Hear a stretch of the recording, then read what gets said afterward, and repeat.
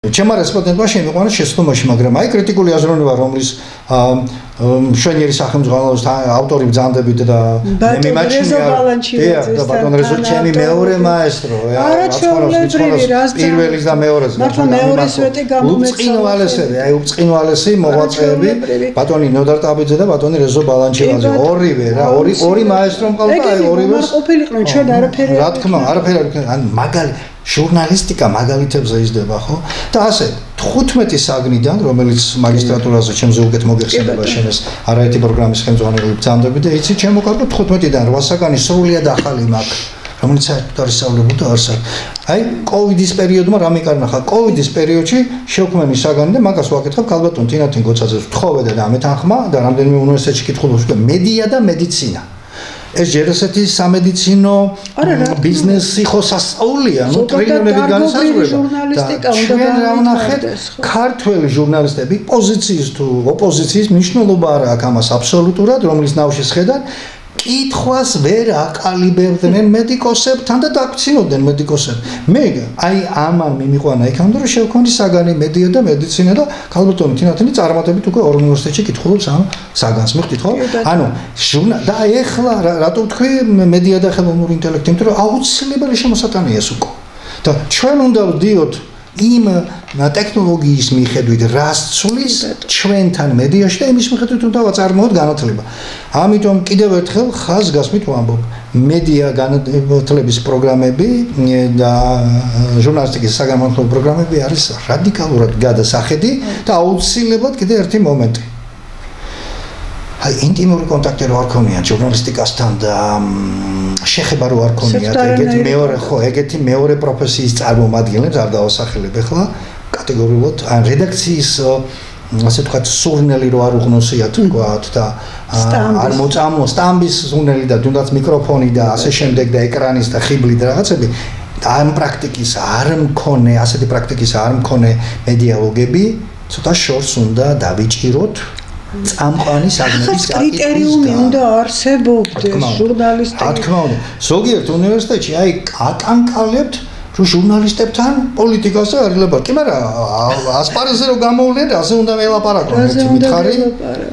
რაზე უნდა ველაპარაკო? ჟურნალისტებთან თუ არ ილაპარაკე, ვისთან უნდა ელაპარაკო? ასე რომ გადასახედია, მე არ ვამბობ რომ ყველგან რადიკალურად რაღაც, მაგრამ შერეზულად არის თანამედროვე მოთხოვნების შესაბამისად გადასახედი და მისაღებია რაღაცა გადაწყვეტილება. განავითარებ გიგლა, მაგრამ არ გიგრძნიათ ამდენ უნივერსიტეტში მუშაობთ, არც ჩემი სისუსტეა, რომ ებრძვიან ამ ყველაფერს. აზრს. გეტყვით ერთ პატარა მაგალითს. 80 რომელი წელი იყო ჩვენ რო ჩაგვერცხეს ის პერიოდი. გამოვიდა ასეთი ეს მქონდა მონოგრაფია. ჩვენ ჩარცხო დაიწყო ნაცების დროს 2004 წლიდან 5 წლიდან. ჩვენ 6-ში.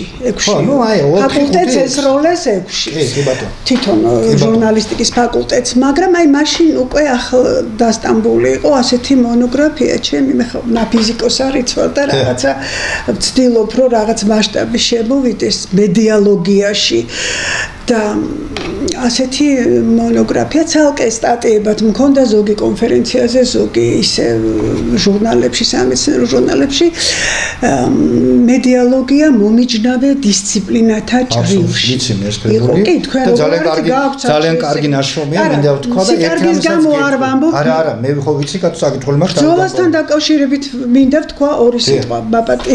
არა, მე არ დაგავიწყეს შე თქმაც გინდა.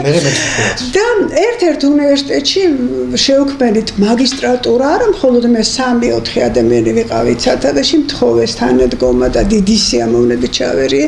იცი რომ ჩემი ირაკლი უკვე 23 წელი ამერიკაშია და იქ უნივერსიტეტშიც მაგრამ ნუ ის ტექნიკური ბიზნესის მიმართულებით, მაგრამ ნუ ეს კავშირები ქონდა და 4 წამყვანი უნივერსიტეტის სამაგისტრო პროგრამა წამოვიღე ჩასული რომ ვიყავი. იმიტომ კი არა რომ იმის ასლი გაგვეკეთებია. გაგვეთვალისწინე საუკეთესო ამოვიღეთ ჩვენი ტრადი ილიას სამშობლო ვართ. ქვათაღაღადის და საქართველოს მოამბეზე ილია მე სტუდენტებს ერთი საკითხი მაქვს ილია პრესის თეორეტიკოსი და ის ჩემი მოგონილი არ არის.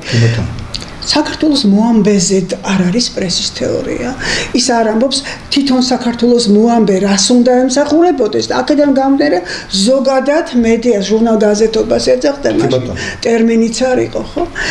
ამიტომ აი ამ ყველაფერისგან გამომდინარე გავაკეთეთ ეს მაგისტრატურაში იკითხებოდა ეს საგანი ვარ ძალიან ბედნიერი, იმიტომ რომ ჩემი წიგნია, იმიტომ რომ საჭიროა და იქ იყო მედიალოგია, ფსიქოლოგიური ასპექტები მედიალოგიაში, ფილოსოფიასთან კავშირი და ასე შემდეგ ლოგიკის კანონები მედიალოგიაში და მე მგონი სამაგისტროებს წერდნენ ბავშვები ნაშრომი ინტერესი იყოს მაგისტრანტების მხრიდან და ერჩევი დღეს მივდივარ და ის ავაცახსენებელი დეკანი დამინიშნეს ერთი ყოვლად უწიგნური აღარ არის ცხელში ბავშვები მეუბნებიან გუშინ იყო თქვენი საგანი ცხელშიო და ინტერესია მოთხოვნა უნდათ გაგონილი აქვს რომ წინა კურსზე ეკითხებოდა და ეხლა ჩაგვისვესო ღონისძიების მოწყობა და ორგანიზება აი ამით ჩაანაცვლეს ეს საგანი რა ქვია გიგლა ამას და ასეთი რამე ყოველ ნაბიჯზე მე არ მგონია რომ ეს შემთხვევითია და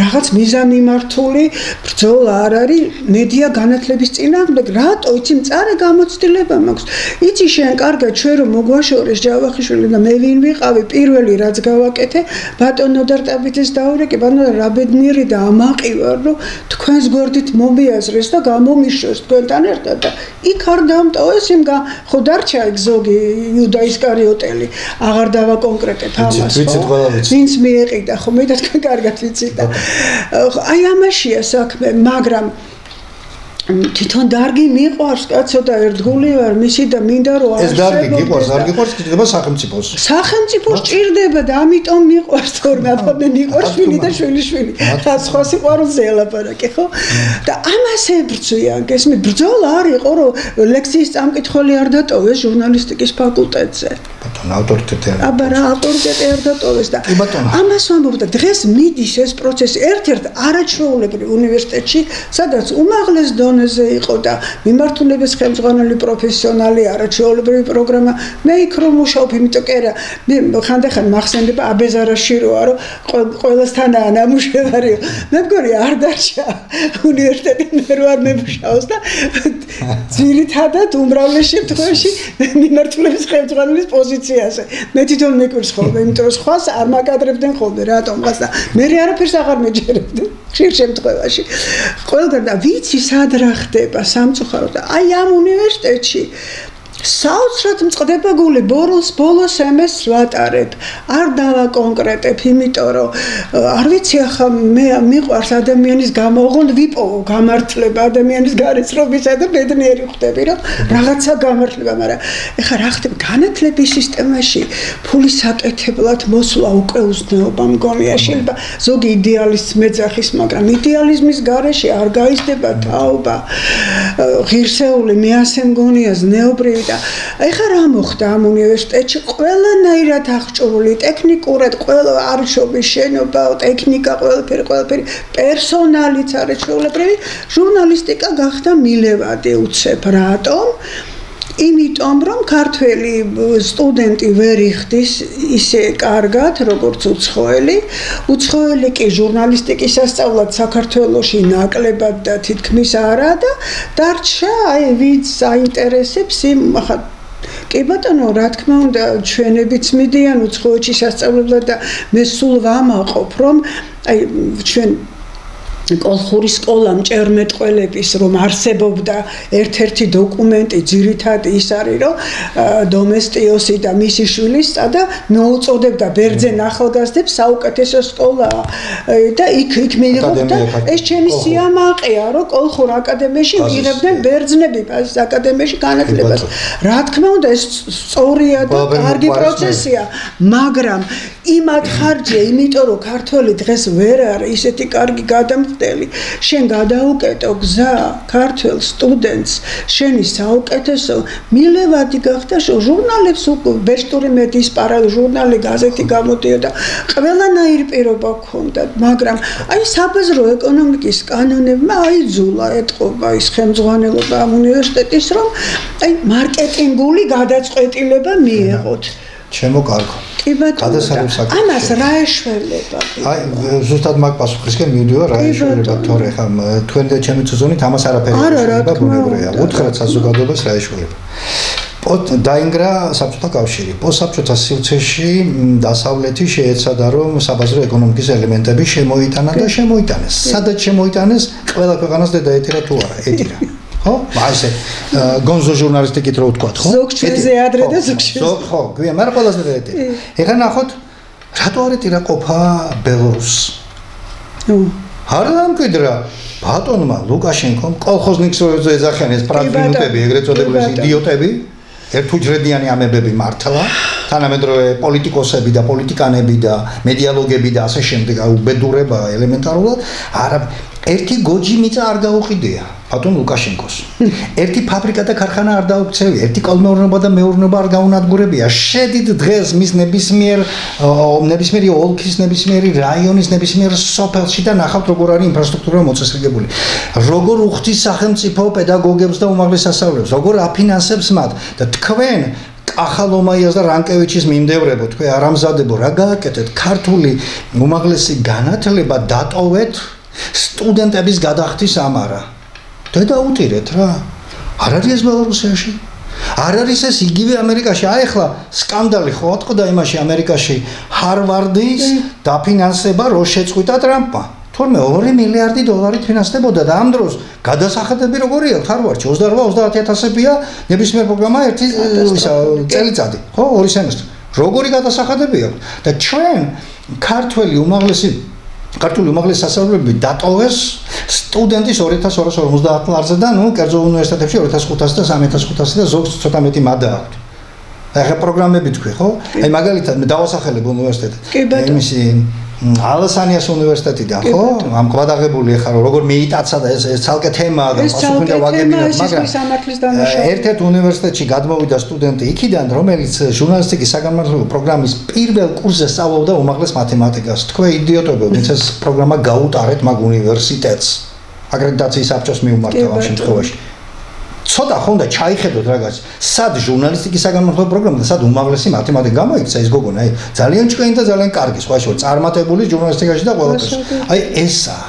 იმიტომ რომ ძაღლი პატრონს ვერ ცნობს, სახელმძღვანელო ერთიანი არ არის. რამხელა გადასახადიო? გადასახადი რამხელა აქვს, ის სპეციალურად არის გაკეთებული იმისთვის, რომ მე-3-4 კურსამდე თქვა ვერ დაიღალოს მშობელი, ვერ გადაიხადოს და წამოვიდნენ. ეხლა თქვენ შეეხეთ მედიალოგიას. მე ამ ტერმინს ძალიან აქტიურად ხმარობ და მხარს გიჭერ ყველანაირად. არანაირი ჟურნალისტიკის დოქტორი, არანაირი განათლების დოქტორი, მედიალოგიის დოქტორი, ანუ პერე კვალიფიკაცია უნდა მოხდეს, იმიტომ მედიალოგია გახდა ფართო დარგობრივი მიმართულება და მე თვითონ მკითხავ მეცნიერებაც. არავის ვარ ჩამოვარდება ისეთი. იმიტომ ისეთი სიღრმისეული ცვლილებები მოიტანა ახალმა ეპოქამ. ამიტომ ეს არის გასაზრდელი და გასაკეთებელი. თუ პროგრამები ხო მილევადი, იმიტომ არის რომ ის ახალი მიდგომები და რაღაცები არ ისწავლება. როცა აუხსნი შენ დღევანდელ სტუდენტს რომ მას შეუძლია ერთი ფოტოთი მილიონები იშოვოს, ერთი კონტენტით ვიზუალური იქნება ეს, ვიდეო კონტენტი იქნება თუ აუდიო თუ ბეჭდური ქსოვილი, ნიშნულობა რა აქვს ხარისხი და მისი მარკეტინგის ასე ვთქვათ, სრულყოფილი მარკეტინგის ჩატარების შემთხვევაში შეიძლება სოფლიოში გაყიდო. შეიძლება ერთი კონტენტით გახდე ყველა.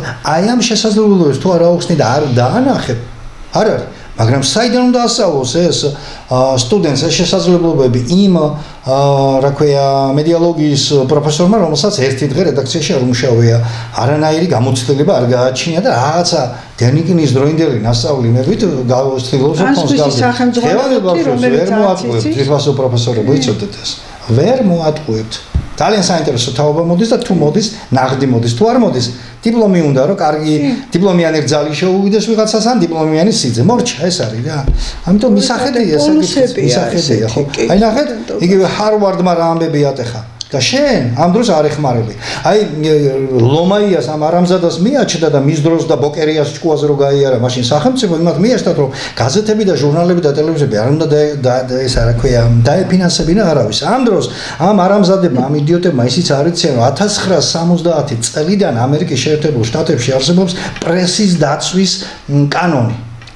და ამ კანონის და ამ დებულების თანახმად ნებისმიერი შტატის ნებისმიერ თქვა პატარა ქალაქში 2-3 გაზეთი რო გამოდის პირველის გარდა მეორე, მესამე და მეოთხე ყველა ფინანსდება აბსოლუტურად. ეს მარტო აქ არ უნდათ. რატო? იმიტომ რომ მედია ჩაესვათ უნდა ჯიბეში და მათხოვარი და ლუკმაპურს მიჩერებული უნდა გაეხადათ სააკაშვილის ბანდიტებს.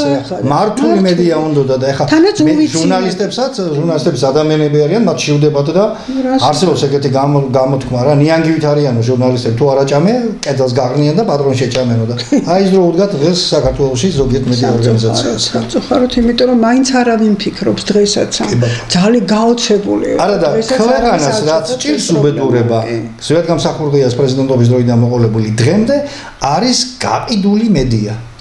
ერთხელ ამოიღეთ ხმა მიხვდით, ჩაწვდით რაღაცას. კრიტიკად შეირგეთ, მაგრამ მედია უნდა ფინანსდებოდეს სახელმწიფოს. არავის ძვალს არ უნდა ეროვნდებოდეს მედია. მორჩა ეს არის აქ მთავარი ამოსავალი. და არაფერი დიდი დაფინანსება არ უნდა. პრესერატების სისტემა, ის აკრედიტაციო ბარათი შემოიღე და დამთავრდა აი ესეთი ძალიან კარგად ერთ კვირაში გაიწუხნება მთელი მედია, თავისი გრიგოლიები, თავისი ოფერიები და თავისი ნებისმიერი რამიშვილები და ნებისმიერი. მე არ ვარჩევ ერთი მხარეს და მეორე მხარეს.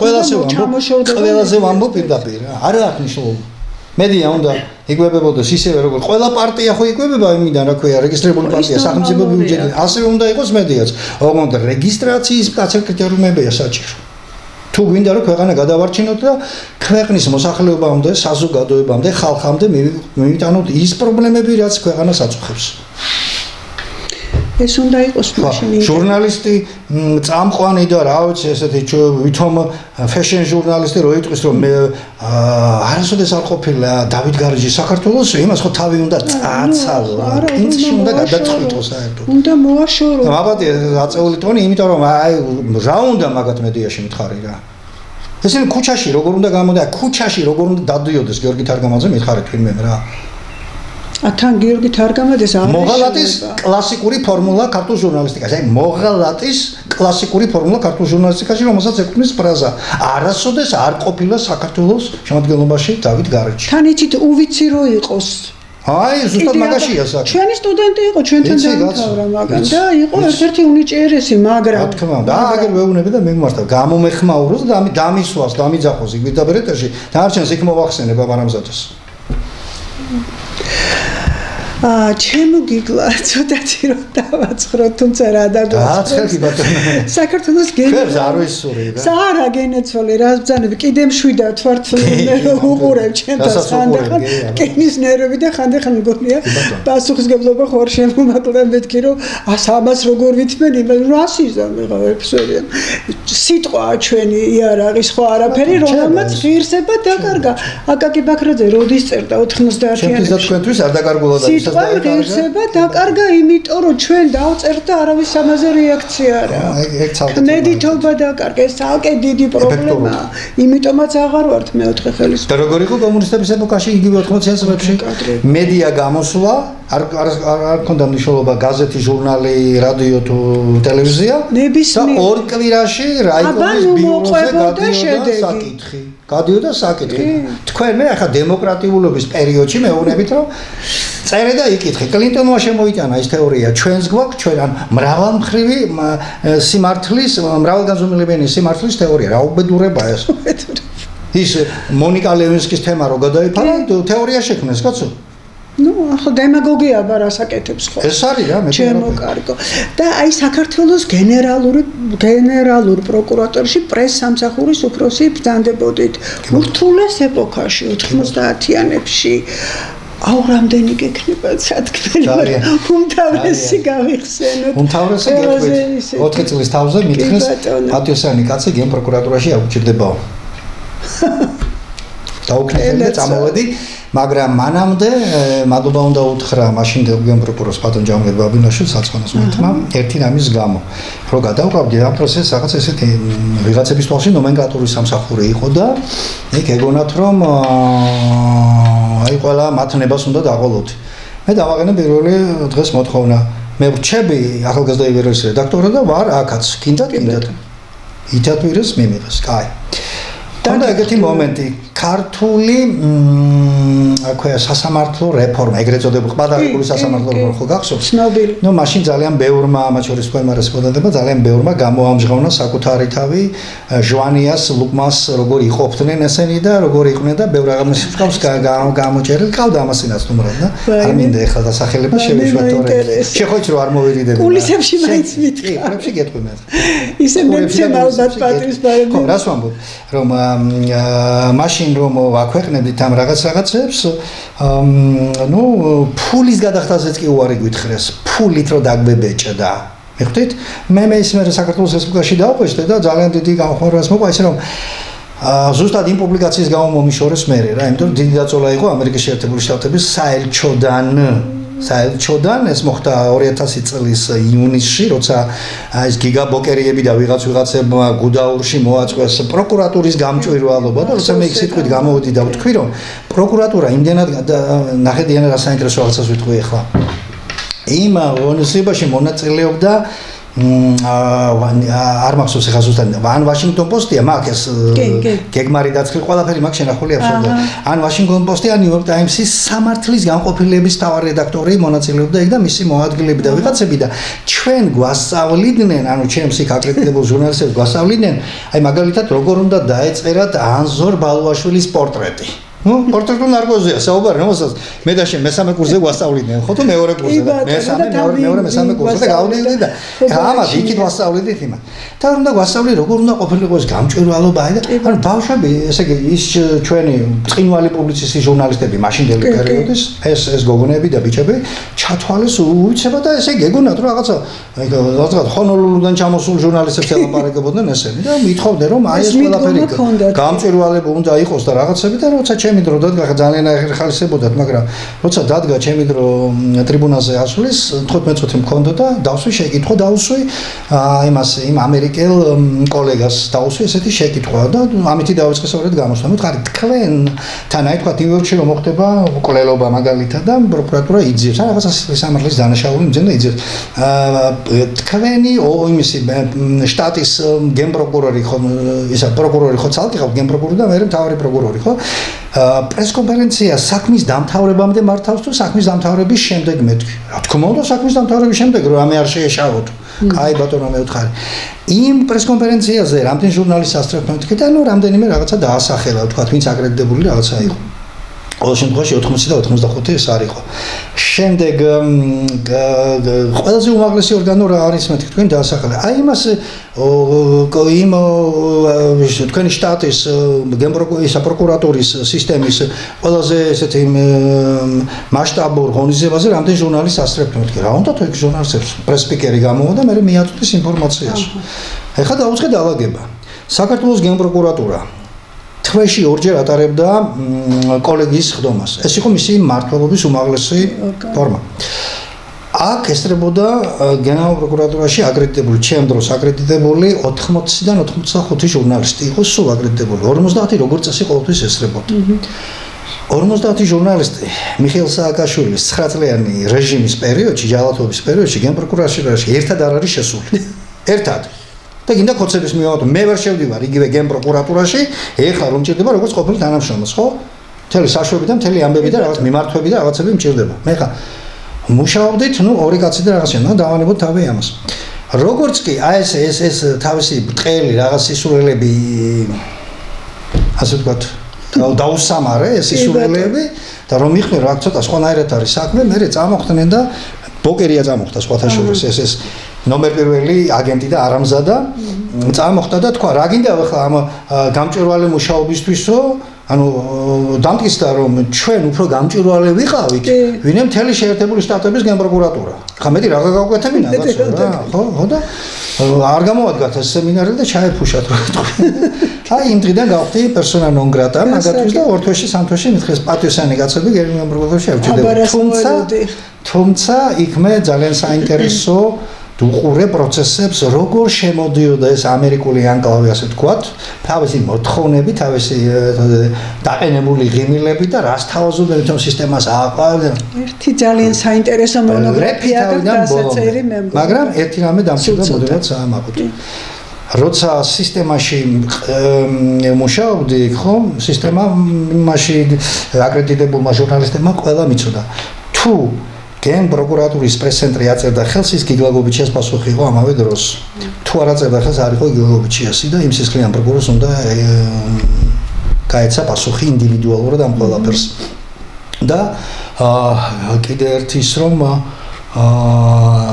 მე მქონდა რამდენჯერმე ეგეთი მომენტი და ეს არასოდეს გენპროკურორის დონეზე არ მას განხილვის საგნად არ დაუყენებია მიუხედავად იმისა რომ მოადგილეები უკვე უჩუჩხუნებდნენ ეს რას ბედავს გობეჩიო რა გავბედი ნებისმიერ უწყებაში პრესამსახურის უფროსი არის ამ უწყების პირველი პირის მარჯვენა ხელი ეს ასეა საქართველოში საფრთხეს და მსოფლიოს ნებისმიერ ქვეყანაში და მე ვბედავდი იმას რომ აღკომე ახალგაზრდა იუველირის ფურცლებზე სისტემის საწინააღმდეგო მასალებს ვეჭდავდი და ამას იქ აღიქვამდა როგორც ხალხს და ის პირველი კაცი ამას არ აღიქვამდა როგორც ხალხს და ჟურნალისტიკა და მედია ამას ხვიოდა რა თქმა უნდა ეს მომენტი მქონდა და ამას ვიცავდი ასეთნაირად და რატო უყვარდათ გიგლა მედია თუნდაც კომუნისტური რეჟიმის დროს საზოგადო გახსოვს რომ 2 საათის მერე ვეღარ იპოვიდი კიოსკებში იმიტომ რომ ყოველთვის იყო დაუმორჩილებელი და იმიტომ წდება გული რომ ქონდა ესეთი შემთხვევები ამითაც ვამაყობ დღეს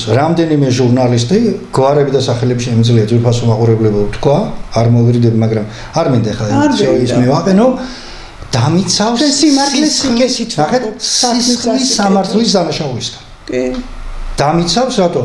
აი მედიაში გამოაქვეყნებდნენ სისულ ელეებს, მაგალითად იყო ერთი შემთხვევა, როცა სამხედრო პროკურორი იყო ბატონი ბადრი ბიცაძე, ერთ-ერთმა ჟურნალისტმა გაბედა და დაბეჭდა რომ აი სადღაც ნახა რაღაცა საშინელი ისა, მე აღმოჩნდა რომ ეს ტყუილი იყო და როცა ეს ჟურნალისტი გამოვიძახე და ვკითხე, ნუ ჩვეულებრივად რა და როგორ მეთქი, აღმოჩნდა მამ მიპასუხა რომ რედაქტორმა სენსაციური ის მომთხოვა და ეს რედაქტორი ხო სენსაცია მომთხოვა და მოვიგონე ეს დააბრალიო და ბადრი ბიცაძე გაგიჟებოდა სად არის კაცო მოსამხედრო ნაწილში მოხდა ეგეთი რაღაცა და ეგეთი ვერ აღმოაჩინე და ნუ მე მოხდა ეგეთი რაღაცა ხო და დღეს ეს რედაქტორი ერთ-ერთი გაზეთის დიახ ყოველდღიური გაზეთის რედაქტორი ბედავს და გუშინაც ყელყელაობდა იმაში რა ქვია ტელევიზიაში და რაღაც აზრებს აფრევდა იქ ეს არის ის ჟურნალისტი რომელსაც წურგიანის კომისიამ დაუთვალა და ნუ გამოქვეყნა ყოველ შემთხვევაში ეს სულ რაღაც 2 წელიწადში ჩემოდიანა 488,000 ლარი მიიღო გრანტების სახით.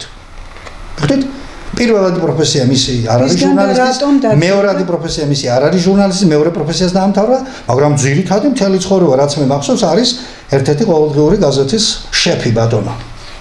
აი ხვდები დაახლოებით ის არის და სხვა ცუდი გარეწრობები თუ გონი ხა თუ უნდა მეჩიოს და გააკეთოს რაც გაუხარ სადაც გაუხარდები გავახარო ცოტა აზრზე მოდით ეს ეგრეთ წოდებული პრაჯვენიტი ჟურნალისტები და NGO-ებით ნაკვებები ცოტა აზრზე მოდით თქვენი გამკითხვის ხო ახლოვდება სხვათა შორის ვიცოდე და მოგთხოვ ჩვენ წესიერი ჟურნალისტები პასუხს აუცილებლად ყველაფრისთვის და განსაკუთრებით იმისთვის რომ 30 წელია ქართულ ხალხს და საზოგადოებას ატყუებთ მოვა ამისი დრო და ვერავინ ვერსად ვერ დაიმალებთ. აი მე იძახეთ გარეჯი არ არის საქართველოს თურმე რა. მაგას გაძახებინებთ როგორც საჭიროა ის. არა ეს არ უნდა. ასე რომ ის პერიოდი მე ცუდადაც მახსენდება და კარგადაც მახსენდება, ძალიან კარგად მახსენდება, იმიტომ რომ აი როგორც კი შეწყდა ეს რა ქვია, აი ჩვენ ვიყავით შეთანხმება, აი მაგალითად ერთ ეპიზოდს გავიხსენებ და ერთ ნოვაციას რომელიც იქაც გამოხორციელდა, ხო? ყოველ შაბათ კვირას რაღაცა პერიოდის შემდეგ, როცა ეს 50-დან 80 ჟურნალისტი ყოველ ღონისძიებაზე გვესწრებოდა ჩვენ და ჩვენ მათ არაფრის არ ზღუდავდით, მქონდათ პირდაპირ, აბა ეხლა რომელიმე უწყებამ თქვას, გინდა კოცების დროს და გინდა ნაცების დროს, რომ 60 და 70 და 80 და 100 ჟურნალისტი ყავთ აკრედიტებული, შანსი არ არის ამისი და გავაკეთეთ ის, რომ ყოველ შაბათ კვირას ჟურნალისტები, რომელი სამმართველოს უფროსას აერჩევდნენ, იმ სამმართველოს ხალხთან და სამმართველოს უფროსთან ერთად გავდიოდით სადმე კულტურულ ღონისძიებაზე დაძარი, ციხე-კოშკი, ადგილი მოვინახულებით გაურობას და მე ეს ჟურნალისტები უყურებდნენ თქვათ მრისხანი ორდებებია როგორ გაიკეთებდა მაგალითად საგამოძიებო ნაწილის უფროსი მას წინსაფარს და ხალხს უჭრიდა რომ იქ მწვადი და რაღაცები შეეგაზმა და რაღაცები გაიკეთებინა. იქ მყარდებოდა რაღაცა ადამიანური ურთიერთობები და ისინი მიხვდნენ რომ აქ თავცარიელი შემადგენლობა პროკურატურის სისტემას არ ყავდეს მართლა ელიტა იყო დარგის მოგწონს თუ არ მოგწონს და მე მახსოვს ერთხელ ერთი ჟურნალისტი იყო შემომწყრალი რაღაცა ისეთი მასალები ჰქონდა და გრძნობდი რომ ეს არ იყო სისტემის გამო ეს იყო რაღაცა წარსული იმის გამო ძალიან ცნობილი ჟურნალისტი იყო ძალიან ცნობილი პუბლიცისტი და მე პარლამენტარიც გახდა ეს პიროვნება და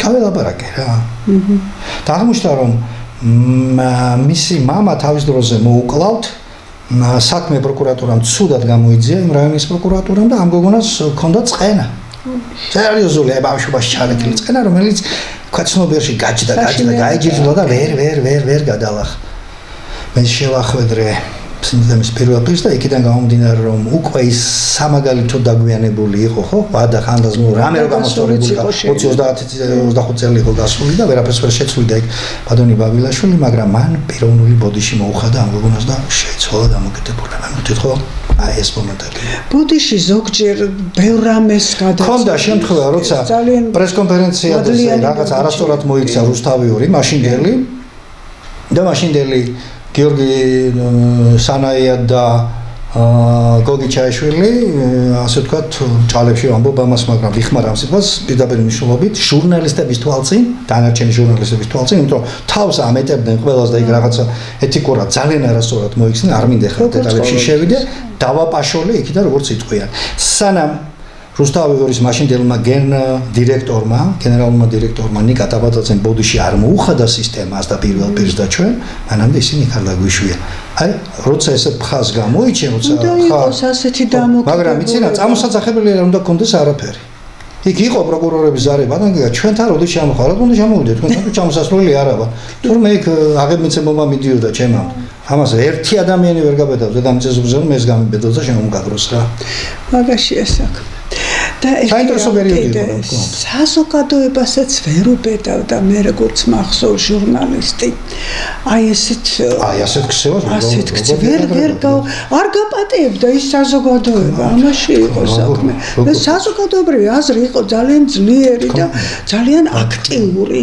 ბატონო ეხლა რო უყურებთ ამ ჟურნალისტებს ეხლა როგორ შამფურებით ატრიალებენ მიკროფონს და რამ დღეში არიან აფერონ ამ ძალოვანი სტრუქტურების გამძლეობას მიაქციეთ თქვენ სიმოს ყურადღება და მიმართავ იმაში საქმეთა მინისტრს რა უბედურებაა ეს ან კანონი შეცვალეთ ან გამოიჩინეთ ინიციატივა და იმიტომ ისიც ადამიანია მე ამას ახლა მხედრიონის დროს არ მიტრიალებია მათი პარპაშის დროს ასეთ და არ დამკლებია სხვაშორის სიკვდილის კარამდე მიმიყვანეს და არ დამიხევია უკან მაგრამ აი ესე მიკროფონი არ მიტრიალებია რა ვიცი ფაქტები ძდებდი ესენი ციკვინებენ და მოსაზრებას გამოთქვამენ თავისას ვის მოსაზრებას ვის საინტერესო ელი დეგნანიასაც ჩაქჩიჩინებდა დანიგანი და კიდე ვიღაცები იდიოტები რა მაგრამ როგორც ევროკავშირის და ევროიმებს რა ქვია პარლამენტარებს რაღაცა შეეხება მათ ქვეყანას ეხლავე უკვე დაიწყეს ტრამპი როგორ ბედავს კი მაგრამ შენ ჩემს ქვეყანაში რო ერევი ის არ გიჩნდება შენ რო წამყვანი პრადვინუტი ეგრეთ წოდებული პრადვინუტი ტელევიზიის ის რო ხარ ის არ არის ჩარევა ხო ის არ არის ჩარევა ხო დაბალღობეთ მიეჩნია საქართველოს ჩვენი ბრალია საზოგადოების აი ეს ჟურნალისტი რო დაინახავს საზოგადოება ხარგი არ უნდა დაუჭეროს ეს მიკროფონი უნდა გადაალეწოს თავზე აი ესე ვამბობ და გადაალეწოს უნდა თავზე იმიტომ რომ ჩვენი თაობა არასოდეს ეგეთ შეკითხვას მაწაკურს არ დასვამდა რატო უსაფუძვლოს თორე საფუძვლიანი ჩვენ დაგვისვამთ არ შეგწყვენია და არ მოგბრიდებია არავის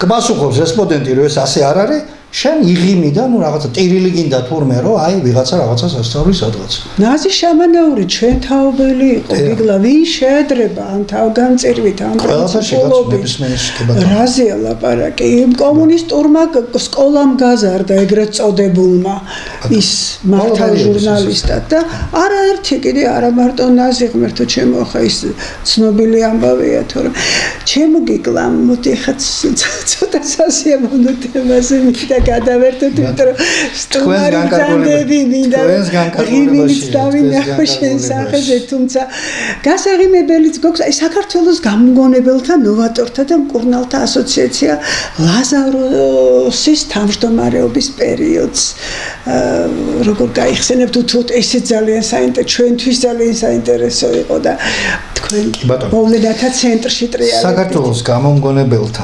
ნოვატორთა და მგონავთა ასოციაცია ლაზაროსი მე შევქმენი პატრიარქის უშუალო შეხვედრის შემდეგ და მისივე თხოვნით. რატო? მქონდა მასთან შეხვედრა და საუბარი 2000-იანი წლების დასაწყისში და უთხარით, რომ საქართველოში გვყავდა ესეთი გამომგონებლები და ნოვატორები და მე მთელი ჩემი შეგნებული ცხოვრება, გარდა სხვა სფეროებისა, რაც მიმყავდა იგივე ივერიელში და სხვა ჩემს გაზეთებში და სხვაგან ყველგან, ერთ-ერთი ცენტრალური ხაზი, მაგისტრალური ხაზი ყოველთვის იყო ნოვატორები და გამომგონებლები. რატო? დღემდე მიმაჩნია და დღესაც ასე თვლი და მომავალშიც ასე ჩავთვლი, რომ ეს არის ის კონტინგენტი, ჯერ ესეთი ჭკუით გაპენტილები, ნოვატორები, რომელთა ნოვაციის გამოს უკან თუ სახელმწიფო, საქართველოს სახელმწიფო ჩემოდიანად დადგება, ჩვენ აი 65 მილიარდ ლარამდე რო გვაქვს საერთაშორისო ვალი, ამას სულ რაღაც 2 წელიწადში ზირამდე ნულამდე დავიყვანთ. აი ამიტომ უყურებ მე ამას და ძალიან ხაზგასმით ვამბობ მე ამ ასოციაციაში მყავდა ხალხი რომლებიც აი ბოლო ხმით აი ღრიალით მიტირია მათი წასვლა ამ ქვეყნით რატო უზარმაზარი გონი წაიღეს თან უზარმაზარი ინტელექტი წაიღეს თან უზარმაზარი ინოვაცია ჩაიტანეს სამარაში ისე რომ ქვეყანამის ვერ გაიგო და ვერ გამოიყენა აცხონოს ღმერთმა აკადემიკოსი ივერი ფრანგიშვილი რომელთანაც ურთიერთობის ბედნიერება ღმერთმა მიბოძა და მადლობელი ვარ გამჩენის რომ ეს მერგო სასწაული რაღაცები მოუყოლია მას ჩემთვის და ჩემი ჟურნალის რედკოლეგიის მთავარი წევრი ბრძანდებოდა ბატონი ივერი ბოლო ხმაზე ვხავდი როცა ის მოკლეს არ გარდაიცვალა მოკლეს და მე მაქვს ეს დაბეჭდილი ფენომენში და ხმა ვერ ამოიღო ვერ ამე ზუსტად ვიცი რატომაც მე-20 საუკუნე მსოფლიოში გასრულდა უდიდესი გამოგონებით, რომლის ავტორი იყო ბატონი ივერი ფრანგიშვილი ფონური გადაადგილების პრინციპი, რომელმა პრინციპმაც ამერიკის შეერთებული შტატების სამხედრო სამრეწველო კომპლექს 18 მილიარდ დოლარიანი სტელსების პროგრამა წყალში ჩაუგდო. გაუცამტვერა მოკლედ. მიუხედავად ამისა, ეხა ამერიკას მე ასეთ ამერიკას ვაფასებ. მაგრამ ფლოიდების და ეგეთ ამერიკას არ ვაფასებ, რა თქმა უნდა.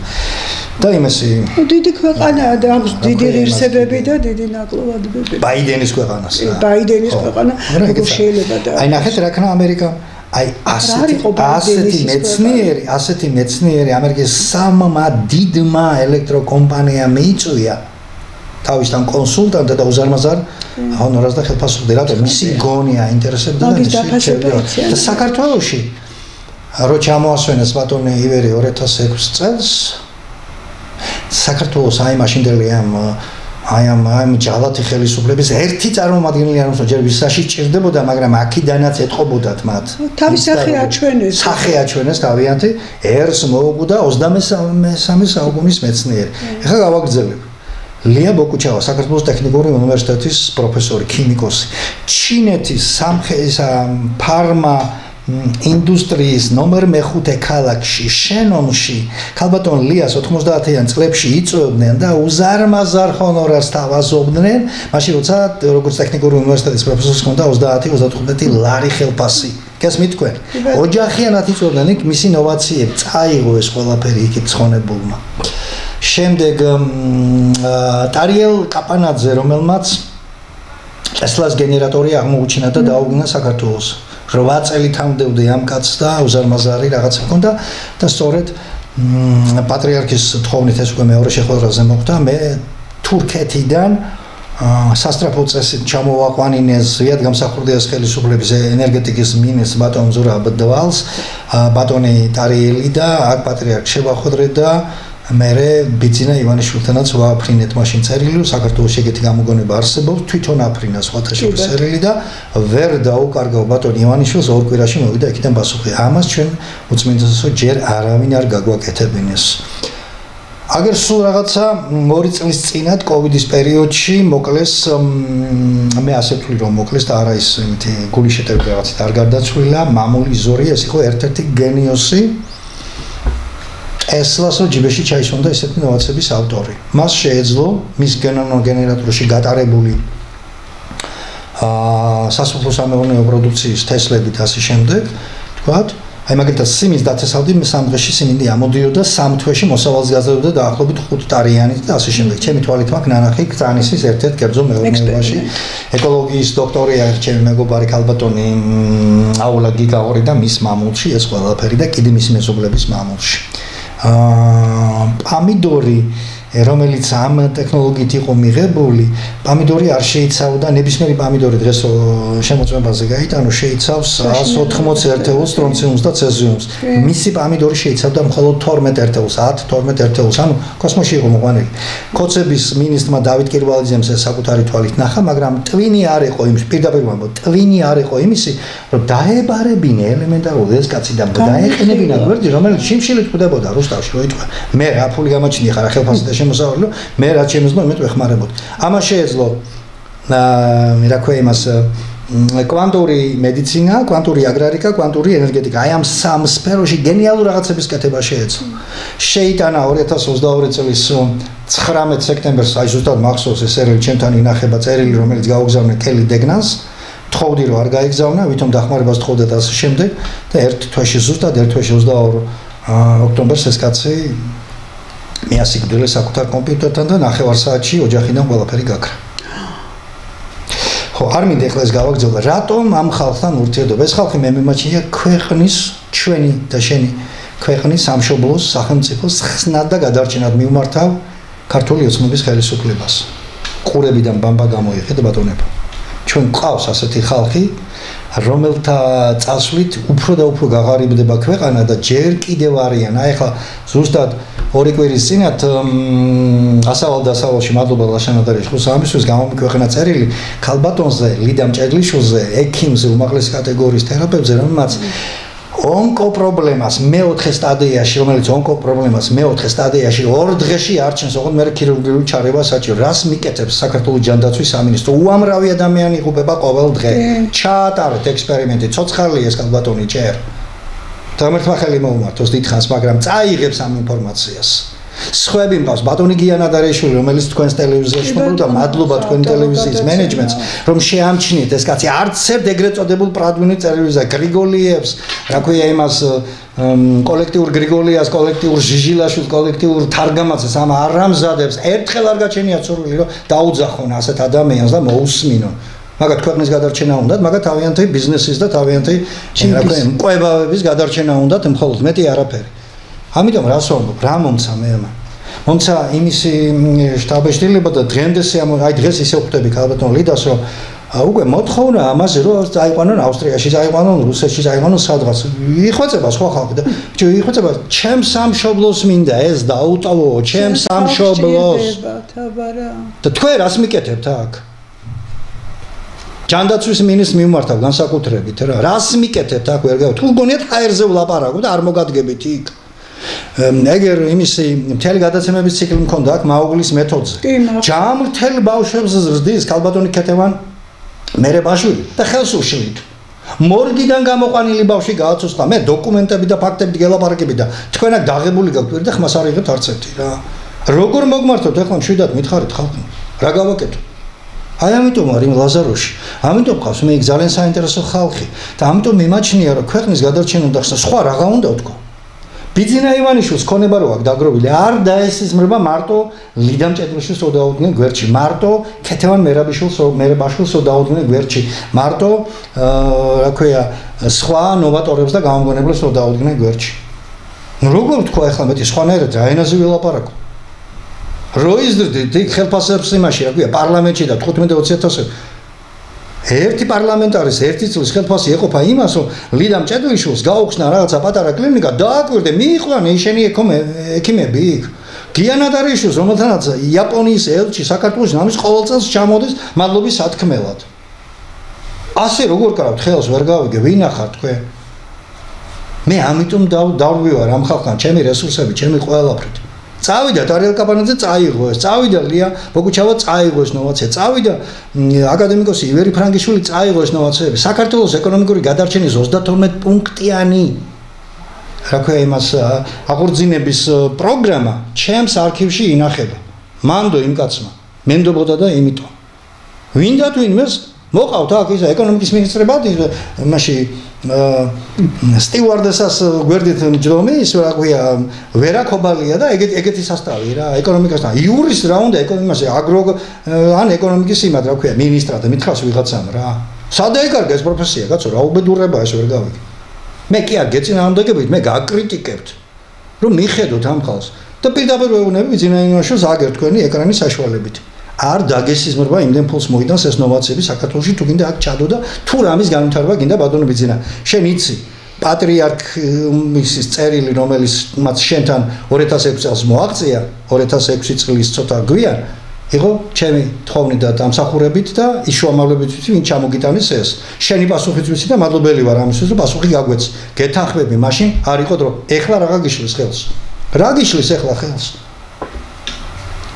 ნებისმიერი სტივ ჯობსის ნაირი აწყონოს ღმერთმა უდიდესი ნოვატორი და გამომგონებელი სამყაროს შვილი იყო ის სტივ ჯობსის ნაირი ადამიანის გადარჩენა ფინანსურად რამდენს მოუტანდა ჩვენს ბიუჯეტს ვერ ხვდებით ამას თუ ახლა დაგიგეჭოთ რაღაც რა გითხრათ მეტი მე ესე პირდაპირ ვიცი საუბარი ცოტა ტვინი გაალაყლაყეთ რა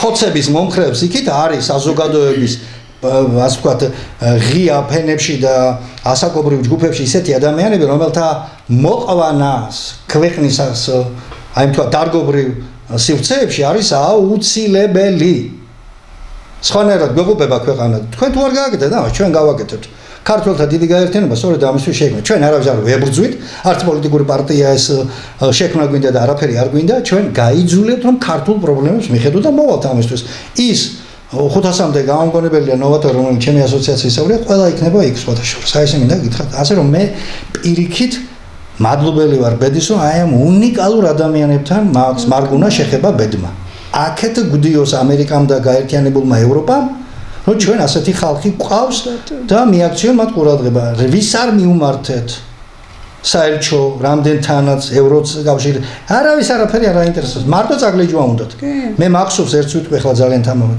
ტარიელ კაპანაძის ერთ-ერთ ექსპერიმენტზე ჩამოვიდა ბერლინელი მილიონერი გვარი სახელით აგერ წითელი ჯვრის საზოგადოება რო არის აღმაშენებლის გამზირზე აი ოთახში ჩატარდა ექსპერიმენტი და გაფრთხილების მიუხედავად მათ ჩამოიტანეს 37,000 ევროიანი ეგრეთ წოდებული საჯაშუშო აპარატურა რომელიც აი თქვათ ამას რო გადაიღებთ თქვათ ხო რენტგენივით შიგნით რა იყო მართული აი ეს როგორც კი დაინახა ცხონებულმა ტარიელ კაპანაძემ გამოხანდა და 5 მეტრის მანძილიდან ისეთი პანგური კრა ამ მილიონერს კედელს მიენარცხა რეკავდა ეს კაცი ეგრევე დაიწყო მოქმედება და რეკავდა გერმანიის საელჩოში რომელიც თქვენ იცით აქვე აღმაშენებლის გამზირზე სადღაც 100 მეტრში იყო მაგრამ როგორც კი ტელეფონი იშიშლა და დაიწყო დარეკვა მე კარით ჩავკეთე გასაღები ჩავიდე ჯიბეში და ავკრიფე ქართული სიები უთხარი ყველას ტელეფონი მქონდა და ქართული ტელევიზიების და ქართული მედიის რედაქტორების ტელეფონების აკრიფვა დავიწყე და უთხარი შენ ელჩს დაუძახებ და საელჩოს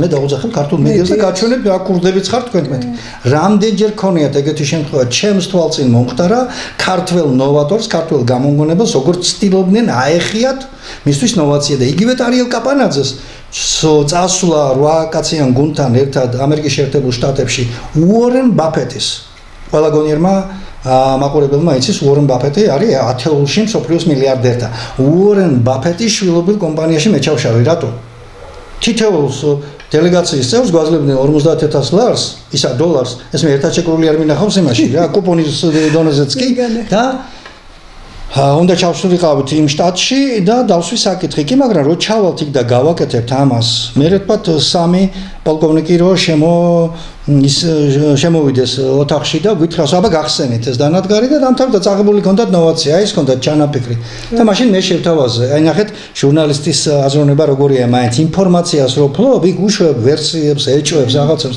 მე დაუშვე ეგეთი ვერსია რაღაცას წკონდა სურვილით არ იყო ნაკარნახევი ჩვენი იქ ჩაყვანა და ამხელა 400,000 დოლარის გადახდა და დავსვი საკითხი. მე ვთქვი, კარგით, ვენდოთ ამერიკელ პარტნიორებს, ჩავიდეთ კი ბატონო, მაგრამ თქვათ რომ მოდით რა, თუ რამე მოხდება ეგეთი, აი იმ სამი პოლკოვნიკი შემოვა და გეტყვის კაცო 5 წლის წინ 2006 წელზეა საუბარი. 5 წლის წინ ამერიკაში ესეთი ტრაგედია დაგვაწყდა თავს. აბა გახსენით აქ რას აკეთებთ თქვენ ხო არ ვიცით? რა წინამდებობას გაუწევდით, ამის გავაკეთებდით თუ რას ვიზამთ? ვერაფერს ბუნებრივია და უთხარი გავგზავნოთ უორენ ბაფეტის ამ შულობილ კომპანიაში, წერილი გავგზავნეთ კიდე ჩვენმა იურისტებმა გაგზავნეს, იმ დღიდანვე შეწყდა ჩვენი მიწვევა იქ. რატო? იმიტომ ეს კონტა ჩავიკრებო. ჩვენ შევთავაზეთ დაადეთ ამას დაზღვევა 50 მილიონი, თუ ასეთი მიზეზით ჩაიფუშება, მაშინ ჩვენ იმპულს საერთაშორისო სასამართლოთი მოვიგებდით. არ გააკეთეს. აი ეს არის შენი ამერიკა და ევროპა ყველას ნოვაციები უნდა სათავისოდ წასაგურელა და ჩვენ ინტელექტუალური კაპიტალი არავის ნაკლები არ გვაქვს სოფლიოში. 21 საუკუნის ბიზნესი დგას ინტელექტუალურ კაპიტალზე. და კონტენტზე სხვათა შორის. რომელიც უანგარიშოდ გაედინება საქართველოსთან ათეული წლები. და ამის ეკონომიკას არავინ არ ხდება საქართველოში. რატო? იმიტომ რომ ეკონომიკის მინისტრი როგორც ასე ყოველთვის იურისტია და რა იცის იურისტმა მიხედოს იმ თავს გაჯღაბნი რაღაცა კანონებს რა. სათავისოდ რო აქვს მორგებული ყველა ხელისუფლებას. ბოლო 35 წლის მანძილზე. იურისტად მაინც რო ვარგოდეს. ახეთ გითხარით, მაგრამ ღირსი ხართ. იქნებ მიეხედა იურისტად მაინც რო ვარგოდეს შემოგიგლა. მეც რა მაგიჟებს რომ რაღაც პროფესიაში ხელმოცარული რომ მე სხვაგან მიდის და იქ პირველი ადამიანი ხდება. შემოგიგლა. ეხლა ფენომენის უკიდეგანო პოპულარობა დაგღალე ძალიან, მაგრამ რა ასეთი ხარ და რა გიყო. ალბათ არასწორი იქნება ამაზე რომ არ კითხო. ფენომენის უკიდეგანო პოპულარობა. ფენომენი იყო ჩემი საჯილდაო ქვა.